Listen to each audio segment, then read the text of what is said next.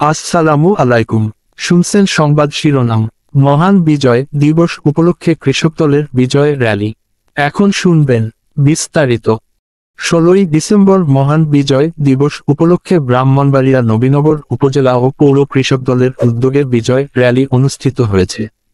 সোমবার 16ই ডিসেম্বর সকালে নবীনগর পাইলট উচ্চ বিদ্যালয়ের গেট থেকে র্যালিটি শুরু করে পৌর সদরের প্রধান সড়ক প্রদক্ষিণ শেষে নবীনগর প্রেস ক্লাবের সামনে এসে শেষ হয়। র্যালি শেষে সংক্ষিপ্ত আলোচনায় উপজেলা কৃষক দলের আহ্বায়ক জহিরুল হক জরুরের সভাপতিত্বে ও উপজেলা কৃষক দলের সদস্য সচিব আনোয়ার হোসেন বাবুলের সঞ্চালনায় প্রধান অতিথি হিসেবে বক্তব্য রাখেন কেন্দ্রীয় কৃষক দলের সহ সাধারণ সম্পাদক ও কুমিল্লা বিভাগীয় কৃষক দলের উপকমিটির যুগ্ম আহ্বায়ক কে এম মামুনুর রশিদ। বিশেষ অতিথির বক্তব্য রাখেন উপজেলা কৃষক দলের সিনিয়র যুগ্ম আহ্বায়ক আব্দুর রহিম।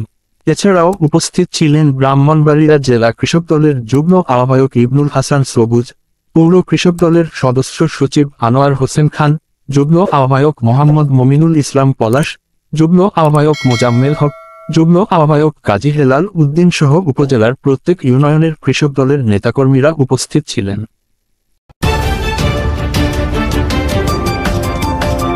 ব্রাহ্মণবাড়িয়া 24.নিউজ।